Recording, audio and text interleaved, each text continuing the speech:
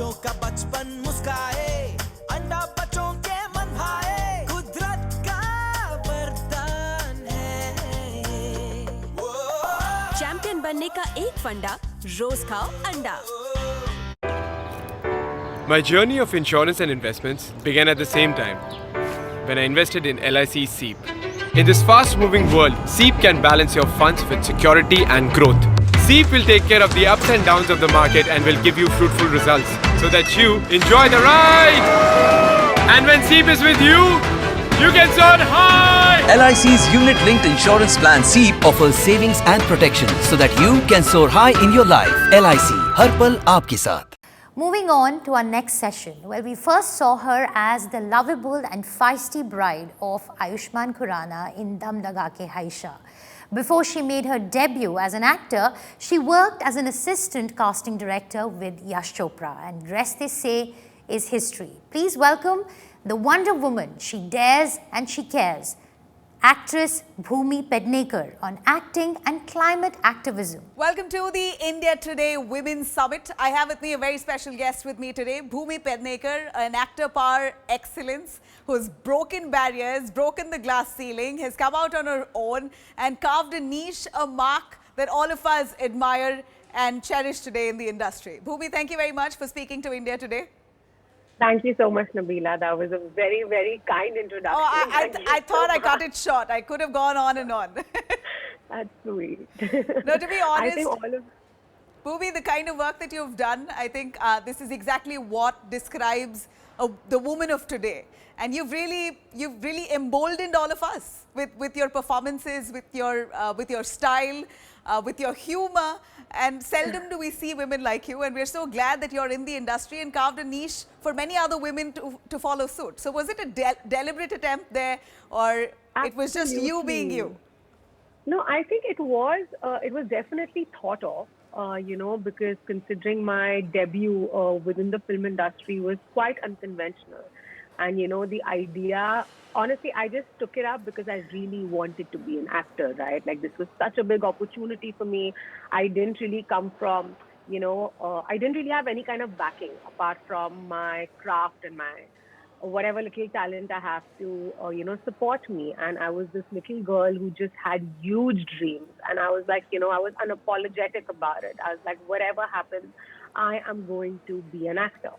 There were people that I kind of spoke to that weren't always very supportive of what I wanted to do, because I wasn't your traditional gori, chitti, North Indian looking ladki, but it did not matter to me. I think the traditional gori, chitti are gone are those days. Exactly. And, this was my thing. I was like, what? It doesn't matter. I'm going to change the definition of what your quintessential Hindi film female actor is all about. Right. I was like, we all are in this profession because the idea is to perform these different parts and, communicate these beautiful characters and be a part of these amazing stories that move people, that bring about a change in the way people think about themselves, about the world. And I was like, that's exactly what I'm going to do. And I'm going to kind of create a beauty standard of my own. And that's exactly what I've been trying to do because but yeah, I mean, actually just sticking to what you specifically asked me is that through my cinema, I really want to bring about a change. I want people to love themselves. I want people to be more accepting of who they are. I want to entertain my audiences for sure. Like that's my number one priority. But I want to leave them behind with a thought. A positive thought, something that makes their world better and the world that they live in better. And, to be very honest, with 10 films, 6 years in the industry, you've really left a mark. And like you did say, it wasn't a regular start. It was a very different start. And I think from day one, you've set the stage, to change the script for what women think of actors today or actresses today. But your first film, Dum Laga Ke Haisha, you had to, instead of lose weight, like that's what we see the norm, right? Actress needs to get into a role, you need to get fit, you need to have a, bikini bod, all of that. That's what's expected. You had to gain 25 kgs for Dum Laga Ke Haisha. Yeah. And that was crazy, if I could say. And you did it without hesitation. I had so much fun filming that movie because I mean, imagine, right? Here I was getting paid to eat and act, two things that I love doing the most. I love food. I just and I was like, okay, and obviously, it was a little intimidating at the start of it because that I 25, 30 kilos is a lot.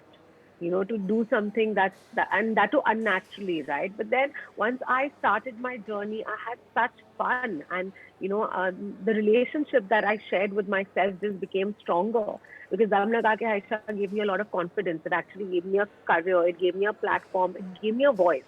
What gave you I that was still courage a to little. take up that role, Bhumi? What did it ever spark you in your mind?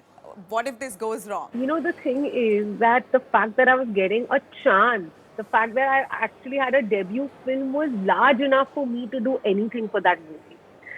And I had read the script. I had a lot of confidence on the director and the script. I did know that we are trying to make something special. What I didn't know is that, oh my God, it's going to be loved so widely and it's actually going to become one of my most successful and loved characters of my career. And Dam Laga Ke Aisha really is, whoever I meet till date, the first film that they talk to me about is Dam Laga Ke Aisha. And once the film released, the kind of love that people poured in I and know, showered I in, watched I it had, too. I kind of I, related quite a bit to you because I'm a chubby person myself, all right? And I have dreams too. And yeah, I loved it. I watched it with my entire family and we loved your acting. You didn't look like a novice at all. You looked thank like you, thank you. acting came with a snap of a finger to you. Is that because Listen, you I started off as an really assistant casting director? Did you could know? be. Could be. I think, I was subconsciously training myself since I was very young. Once I realized that, okay, this is what I want to do and this is what my ambition in life is, I think I subconsciously was constantly training myself as an actor. So everything that I did in life was obviously, it was also destiny that, I was given these opportunities, be it me being a casting director or whatever opportunities I got at BioRef behind the camera. But apart from that, it was also taking me a step closer to what I eventually want to do. So even when I was casting, when I was in that room with like these amazing directors and my boss, I was constantly just absorbing every information that was around me. I was 17 when I started working. I actually kind of went against my family. I took the non-conventional route, the non-traditional route. I was educating myself simultaneously because that was their only thing. They were like, okay, if you want to go into, films and, the big bad world of cinema, you have to have a degree. I said, fair enough. So you give me my space to do whatever I want. And they were shocked with the fact that, oh my God, I'm gonna like drop out of traditional education. I did my open schooling. I did like open university. Nice. But then eventually they accepted it. And but when I was in that room, when I got to meet Aditya Chopra for the first time, or when I heard a director like Shimit Amin, when we were casting for Rocket Singh, give me all that information, I was constantly learning. So those years behind the camera were actually university for me. That is where my actual study and my actual education about being an actor, about films, about life happened. And I think that's the reason Dam Laga Ke Aisha became a little easy. Not easy for me. I think it came a little natural. I don't know. And the And thing is I that think there was I'm so not. much passion burning that you had to just spill it on air. You were just waiting I for that think opportunity. so. I God. can't believe that you were actually auditioning other, talents and hoping that you'd get your chance one day. Was that always in your mind when you were a casting director that, you know what, not this one, not that one. I could be better. I could do better. You know, I mean, honestly, I seriously never had that thought, because I was so dedicated to my job, and I'm a very honest person, and I find a lot of pride in saying that. I was so dedicated to what I was doing then that not once did I feel like, oh my God, I can do it better. But what I was doing simultaneously while I was conducting those auditions is that I would play like so many varied parts, right? Because like in the morning, I'm a 60-year-old woman queuing like, a senior actor and doing a scene with her.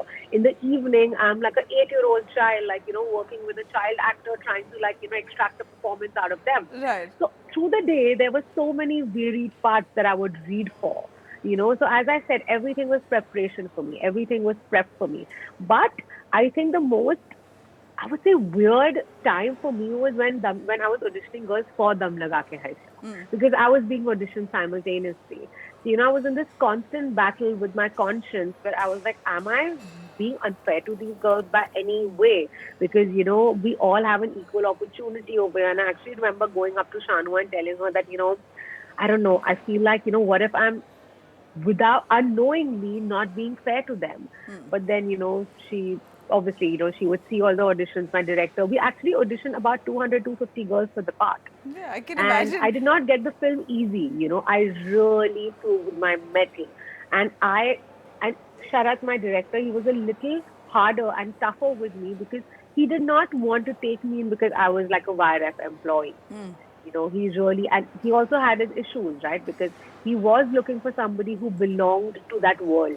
I was nowhere. I'm a Bombay born and bred girl, right? So for me, transforming into a time which was like the early 90s where globalization had really not hit, my Hindi was whatever, not anglicized, but pretty urban. So I had to really prove myself. And I had to tell him that, no, I can do it. You tell me, you need me to be this person, I'll be that person. And I just started working. And after 4 months of like rigorous auditioning every day that he put me through, he told me that, okay, you've got the part. Oh, and my I feel God. very proud of the fact that I went through that. I can say it with a lot of pride that I really, really worked hard. And it took me like 6 years of working for me to get my film. No, to be honest, it showed, all right. It really showed with your acting skill, the way you transformed yourself. What weight were you before you gained that 25 kgs? I mean, if you could tell me, are you a generally slim person or you a chubby person? I mean, I'm a regular sized girl, right? Like I would have months where I would like be on the smaller size. There were months where I would like fit into a medium, but I was never that body type naturally.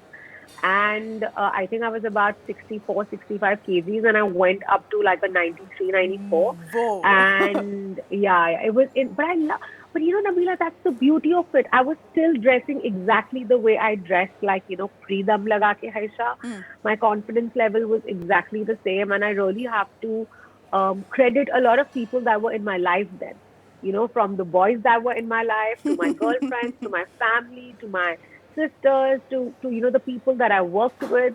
I wasn't allowed to tell anybody that, I've got the film. So suddenly, there were people that met me, say, in January, and then they meet me in October, and I'm a completely different person. Wow. And people were worried, they thought I've got maybe mental health issues, or, maybe I'm unwell. And so when I said earlier that my Dum Laga Ke Haisha experience really gave me a lot of clarity about what I want to do in life, is because, when people came up with questions like, are you dealing with any mental health issues? I said, oh my God, my self-worth really depends on the way, on what my size is. And I was like, that needs to change. I was like, that's why it's so important for a film like Dum Laga Ke Haisha to be made, or a film like, Bala to be made, or any of the characters that I've played, because, what I'm constantly trying to do is I'm constantly trying to shatter the glass ceiling. I'm constantly trying to break this beauty standard that it puts so much pressure. When people say bikini body, listen, that bikini is meant to fit your body. So this line in itself is so flawed, right? Like you should buy a piece of bikini that fits you. You don't need to fit that bikini. And, that's the kind of inclusivity that we need in the world. And I feel because of social media and because of, people like you and I, people that stand for loving yourself, for body positivity, I feel like women around who maybe aren't as privileged as us, who maybe don't really belong to an atmosphere where they aren't taught self-love, where they are constantly told that, oh, if you're a certain color, you're not beautiful. If you're a certain size type, you're not beautiful. Or if you're not tall, short, there's so much that goes on, and that's why I feel like it's so important for people like us to constantly speak out through all the work that we do, me through my films and, various influencers through whatever they are respectively doing, so that other women get the confidence to stand up and say, no, it's okay. I love myself. Absolutely. Be it your film Toilet, Ek Prem Khatha, Sand Ki Aankh, Bala, like you mentioned, or quite a few films. Your choices really suggest what you really want to do and how you want to work, and you want all your work to be somehow socially relevant. And that's all. Is that always on your mind when you pick a film, when you sign a film? I mean, don't you think of commercial benefit at all? I do think of commercial benefit. So what I try doing, it doesn't always happen, is that I try going for cinema that kind of balances both, right? So when you speak of a Toilet, Take Prem Katha, it's one of my most successful, commercially most successful films of my career. But the kind of reach the film had and the kind of impact the film had, I was amazed. It was only my second film. And, after the movie release, there were actually campaigns where, fathers and mothers were on the front foot saying that no toilet, no bride. And, that was honestly fantastic. To me. Or when Ayushmann and I, when we did a film called Shubh Mangal Savdhan that speaks of just human sexuality, it's again something that's really not been spoken about. Or when I did a Love Stories that that speaks about gender gap, class divide, and again women's sexuality, which is not spoken about at all. Women are always shown as people, as beings that have no desire. No desire for ambition, no sexual desire, no desire for, having a good life. And that's something that I again want to change. So I try through my cinema just portraying women that exist, women that are real, women that need good representation. I don't feel women have the correct representation on screen. It really upsets me that when we want to show a deity, or when we want to show a goddess or a queen on screen, she is fair, slim, and petite. Why? Why? Like, are you trying to say that our goddesses weren't they weren't beautifully brown skinned, or they weren't maybe plump, or we're always trying to conform to an alien culture. Exactly. But I think we're seeing a change. People like you are really setting standards now that we should have seen ages ago. I think in the middle, there was a middle period where you suddenly saw flawed images of actors and actresses. Yes. And then now we're back to square one, or back to reality, in touch with reality, right? And we need people like you in the industry, which is why, as much as we appreciate you, it's less. I'd say that personally as well. I'm a big fan.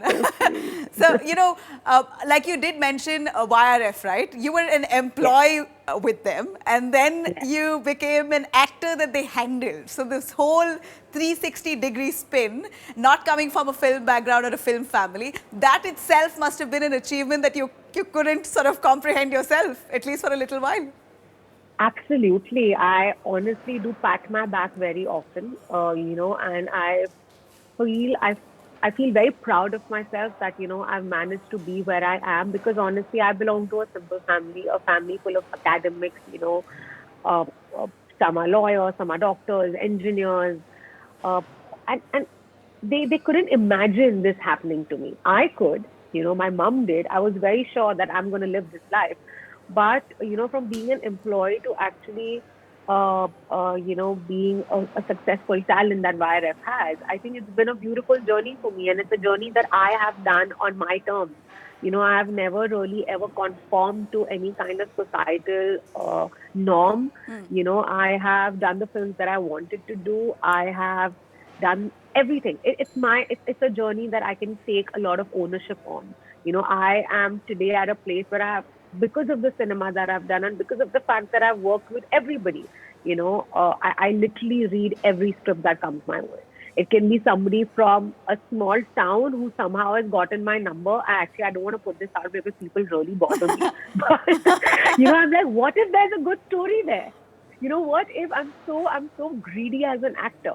But, I keep speaking about my journey, Nabila, so often is because, I feel it's so important for women to be on the front foot about their ambition and about their goals. No doubt, all of us fight for it. It's a fight every day, right? It's every single day. I read somewhere that you said, why is it that moment it's a woman-centric film, the budget is sort of cut short? Yeah.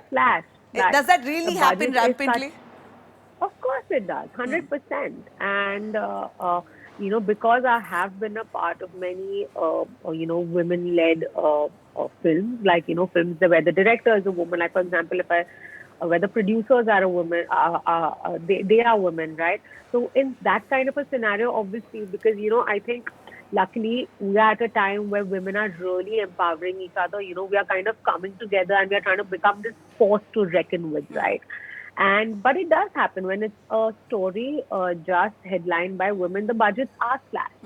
You don't kind of, it's already people assume कि अच्छा ये तो इतना ही business करेगी. Because, and that's the problem. As like when you do not give us the tools to break out, when you do not give us the tools to make cinema that really matters, how is it going to happen? Then तो उतना ही business करेगी ना. क्योंकि आप हमें, you're not giving us that kind of fuel. So if as a human being, if my plane does not have that kind of energy to run it, it's only going to fly na usi speed pe. Yeah, you need to have that kind of backing. A male actor has all the backing, all the resources. They put all the resources they put their and they make entire lifetime's earning on it, whether the script is great or not. That is my problem. We have such substandard films being made with like hundreds and hundreds of crores of budget given to these actors, and they completely shit on it. And I understand, and it's not the actor's onus. I'm telling you, Nabila, I've been so fortunate to have worked with, my male counterparts that are so evolved. I'm great friends with all of them. They've been so supportive and, they understand it. But can we hear from you who is the best male actor that you worked with? I mean, all right, anyone that you're really eager to work with. Anybody I'm eager to work with? Oh my God, there's so many. But see, the thing is, I've had a great time working with everybody. Out of everyone, I've worked the most with Ayushmann and Akshay sir, and they are my well-wishers, and it's vice versa, right? And I've had such a great experience working with them, and I really feel like, they've empowered me in their own ways. And it's not like I was looking for it, but they came into my life at such times where I was just starting off my career. Yeah. Like, if I think of Toilet Ek Prem Ka Tha, that film really gave me an opportunity to really put forward what I think as an individual. And I didn't think that would happen because, I just assumed that I'm so new and, I'm working with the superstar who is so loved. And I don't know if I would have the space, but I remember doing like media interviews where there were actually anchors who didn't even ask me a question. And, I would see Akshay sir constantly directing those questions towards me. Because, he thought it's important because the story was about a woman and her battle. So he thought that's important for the world to know what I feel and what I think. These are things that matter. Speaking of pay disparity, does that happen to you? Has it happened to you? Have you pushed back? Have you questioned it? Have you said why? Do they reveal the male actor's pay to you? They don't reveal it, but everybody knows. We all know what we are getting paid, etc. At the start of my career, I kind of started backing out of films very early on because, I had one experience where I was literally paid 5% of what my male counterpart was paid. And I had immense love for the film, so I really did it. And I got a lot out of the film. I'm not going to get into the details of it or whatever it was. Right. But after that experience, I just decided, I said, no. I said, this is unfair to levels I can't explain. I was like, we both were pretty much on the same stages of our career. I was like, 5%. I said, why? I said, I'm putting in equal amount of hard work. I'm doing everything possible, I want to know the response you got. No, back then I took it up. But since I did that film, I have not stuck up. Because I realized it's not fair. I was like, I am not setting the right standards for myself. I'm not an unrealistic person. I understand it's business. And I understand that there's a certain value that I add to the film, but I need to get that much of what I do because my hard work is the same, my dedication is the same, my passion is the same. Why should you're probably bringing more to the table than a male counterpart. If your films are mostly women centric, that's most of which then most of your films are very solid roles for women. You've played a very solid role, a very integral part of the film, so therefore you should be rewarded for it. Why not? But let me quickly cut away. You spoke about the actors that you work with. Recently you shared some really lovely behind the scenes photos from the sets of Sonchiriya. and paid a real emotional tribute to Sushant Singh Rajput. You said it was one of the toughest roles, and even the film was critically acclaimed. It didn't do quite well with the box office, but Yes. I'd really like to know your experience working with Sushant, and just how would you remember him? You know, our experience while while we were shooting for Sonchiriya, because of the kind of film that it was, and because of the kind of, because of what every actor on that film gave Sonchiriya, it was a very potent experience. You know, we all were like in the middle of nowhere, you know, put into these really harsh, unforgiving conditions, Yeah. you know, shooting a film that's emotionally and physically very challenging.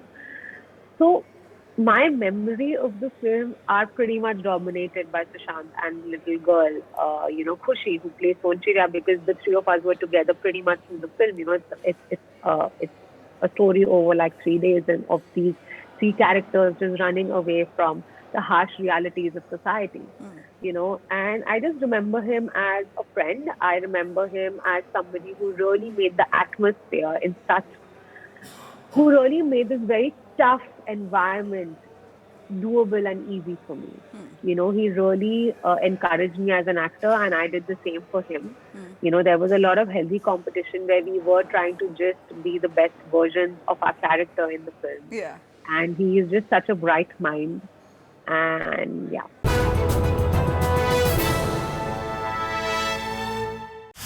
अंडा खाओ, ताकत पाओ, 100% है protein, बिना मिलावट लो हर दिन। ओ अंडा खाओ, ताकत पाओ, बच्चों का बचपन मुस्काए, अंडा बच्चों के मन भाए, कुदरत का वरदान है। चैंपियन बनने का एक फंडा, रोज खाओ अंडा। गाइस कल मेरी नई बाइक आ रही है। ग्रेट, तब तो I will come with Rohan every day. Insurance है? तुझे क्या लगता है? इंश्योरेंस, पीयूसी सब कुछ है। I was talking about life insurance for Siya. Jokes apart guys, but आज मजा कल सजा नहीं होनी चाहिए। सीरियसली, लाइफ इंश्योरेंस तो जरूरी है। LIC का न्यू जीवन आनंद देता है डबल फायदा। मैच्योरिटी पे मिले फुल पेमेंट और लाइफ कवर चले जिंदगी भर। ए हेलो, इंश्योरेंस है क्या?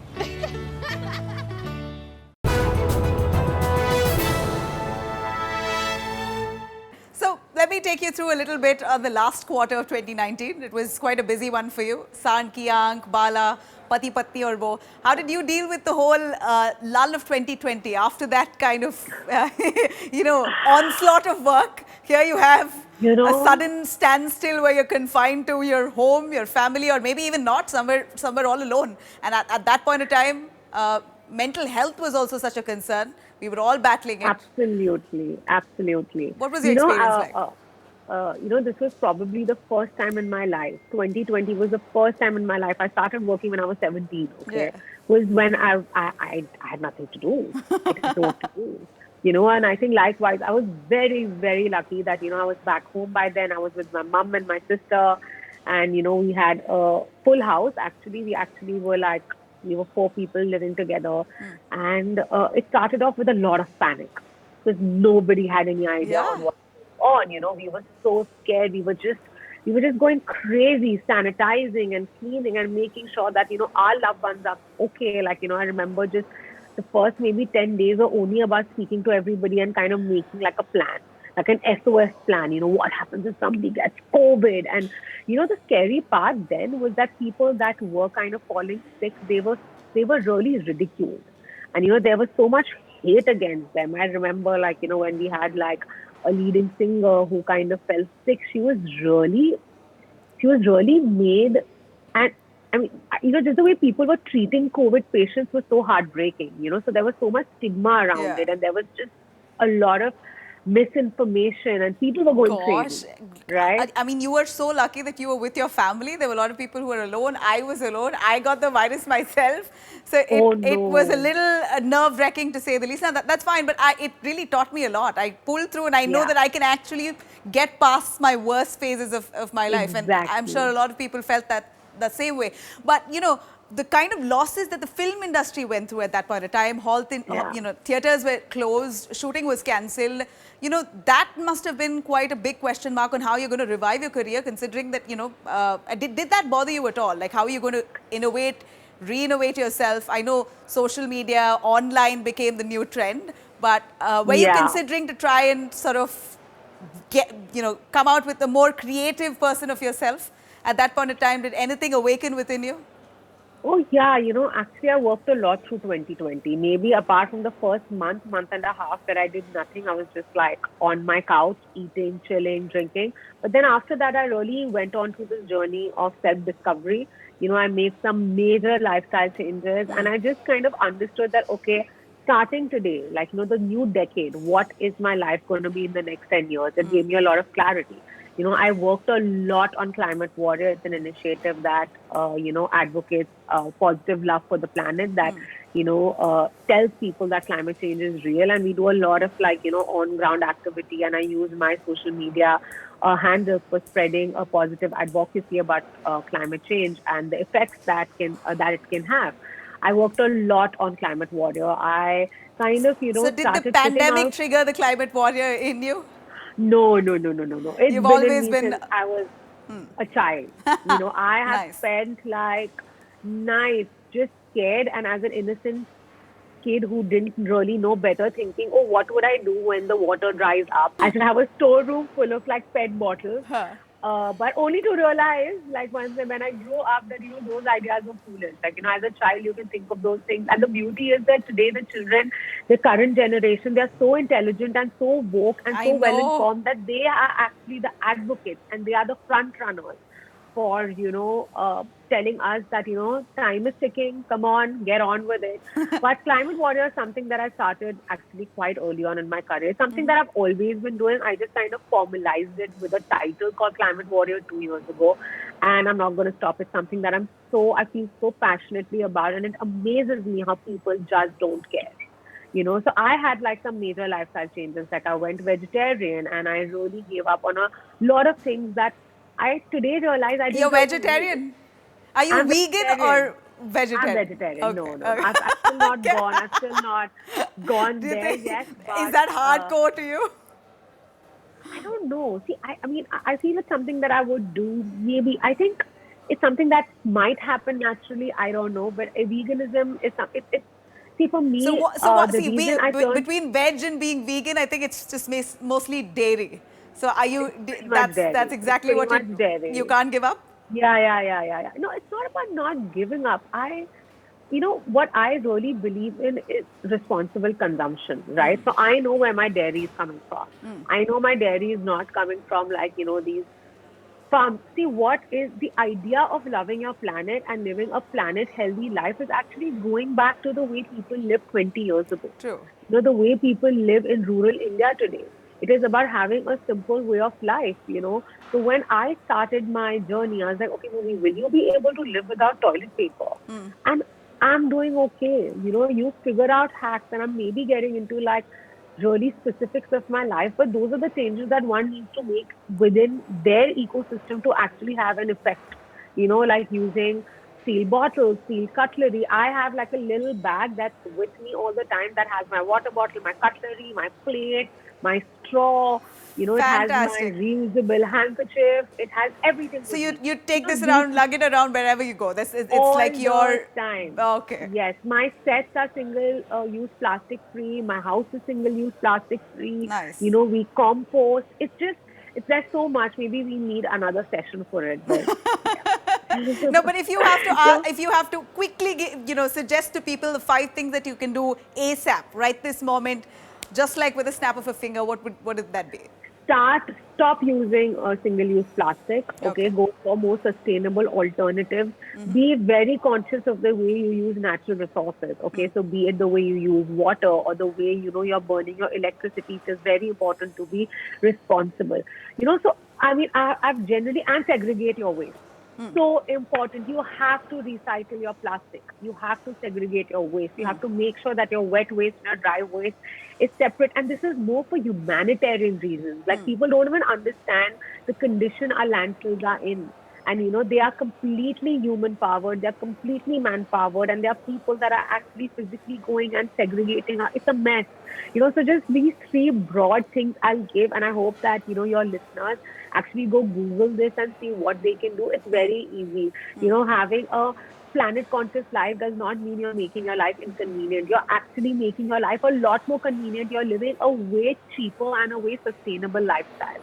You know, that's what it's about. Like, you know, be conscious of your consumption. Yeah. That is the problem. You know, You we need to be responsible for what you're leaving behind to for your loved ones, if not for anything. Think for them. You're always thinking for them, saving for them. So save natural resources as well. I think that's what we could do. You know, Booby, your personality is such that I think we've seen you on OTT platforms as well. But what do you think of OTT? How do you know, we're looking at some OTT series and productions that really pull out the character of a person, and we really see through you know, several stars who've shone brighter on OTT platforms than compared to the big screen. Yes. Somehow they've got their due on OTT. Yes.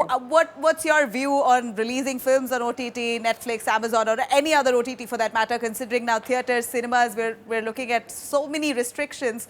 Would you believe that that's the way forward? No, I don't think that's the way forward. I feel both our worlds are really going to, like, you know, coexist. Listen, India loves cinema, you know, and watching, and what a theater can give you, watching a film at home cannot give you that experience. True, I agree. But having said that, I love the OTT medium. You know, I love how breakthrough the content is. You know, I love how it kind of makes the whole world so connected.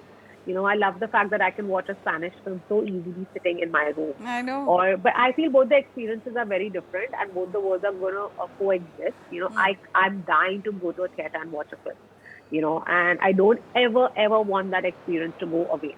But having said that, I had two releases, you know, on OTT last year, and you know, both had like a very varied response, and it's fine. You know, what you kind of understand is that you have a very woke audience on these platforms. And, you know, it's a different experience. It's a fun experience. It's a challenging one, like, you know, but the kind of reach an OTT platform gives you is crazy because, you know, I have a film that's releasing in like 180 countries together, you know, and it's dubbed in like 24 languages. So I am kind of increasing my audience base, but I am a traditional cinema lover, cinema going lover. I want my popcorn. I want like that experience because it honestly is the only thing we have in India. Yeah. What do we have? You know, I either without like any breaks. I mean, you know, someone ringing the bell, someone disturbing you, a phone call. You know, the theater, you have everything kept aside. And it's also a community viewing experience, right? Like, it's the only thing I did with my family. You either go out for a meal or you go watch like a film. You know, I don't really know what else to do with my family, and I don't ever want that experience to go. As I come to a close here, I have to ask you this question. You did say that, you know, people on OTT are woke. They're always putting out thought-provoking cinema, series, or whatever kind of content. Today, we're seeing a lot of streamlining, a lot of monitoring, a lot of gags that are being given out. You know, a little bit of freedom that you have on OTT seems to have been shaken at this point in time. Do you believe, what's your take on that? My take on that, Nabila, is that there is a certain infrastructure that, you know, we have been existing in. You know, I really feel like art should not be suppressed. You know, art is the way we see any kind of change in society. Art actually mirrors the society. You know, but at the same time, I think it has to be done responsibly because the idea is to never hurt anybody's sentiments. And but I do feel that, you know, at times with the whole social media game, people really go on to some, they go on to tangents that don't really, that's not the problem.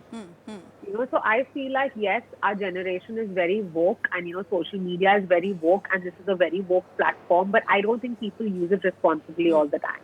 You know, just calling people out constantly does not give you, it's not your right. You know, and so you do agree with a tad bit of a regulation there on that front with social media? Look, we have regulation even in cinema, you know, but I just feel like that regulation also needs to be regulated. You know, you can't just like, I mean, I don't really understand censorship completely, you know, but the kind of films that I have done have given me a lot of space to really put out my opinion, you know, and even the kind of films of mine that have come onto OTT have given me a space. Like if you see Dolly Kitty, it's a very thought-provoking film, you know, but I have a problem when people call out everything that happens. You know, I think that is a problem. And I really hope that the censorship or the control on the medium happens in a way where our voices aren't suppressed. Great. You know, art should not be suppressed, is what I'm trying to say. But it needs to be done responsibly. Absolutely. All right. Bhumi, it was so fun talking to you. Can I ask you, Thank who are you off you. cinema? What are your hobbies off cinema? Apart from... My hobbies of cinema is I love working out. It's one of my Are you a most dancer, favorite singer? things to do. Not at all. Not at all. I would have tried my luck to ask you sing or shake a leg. I can. I'm not a singer. Go for it, no. I mean, I can Go sing. for it, no. What do we sing? What do we sing? Go for whatever you like. Any Let me hook get line my that's on your... voice What's on your into iPad right now? iPod. Okay, maybe I'll sing Momo Ke Dhage because it's such a winner Go with for it. everybody and people love it. And I'm actually ashamed singing it. It's such a beautiful classic. But let's give it a Come on. try. Go on. I mean, it's fine. I think I'm great. Awesome. Oh God. Okay. Shoot ये it. मोह के धागे मेरी उंगलियों से जहाँ उलझे कोई टोह ना लागे. Okay, I'm gonna stop. No, Maybe I'm you not were on so time. nice. Look at that husky, sexy voice that you have. It sounds so good. Go I think on. I'll save it for some other conversation.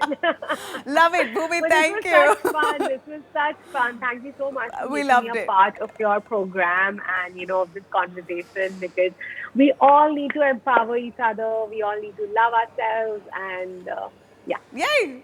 Thank you very much.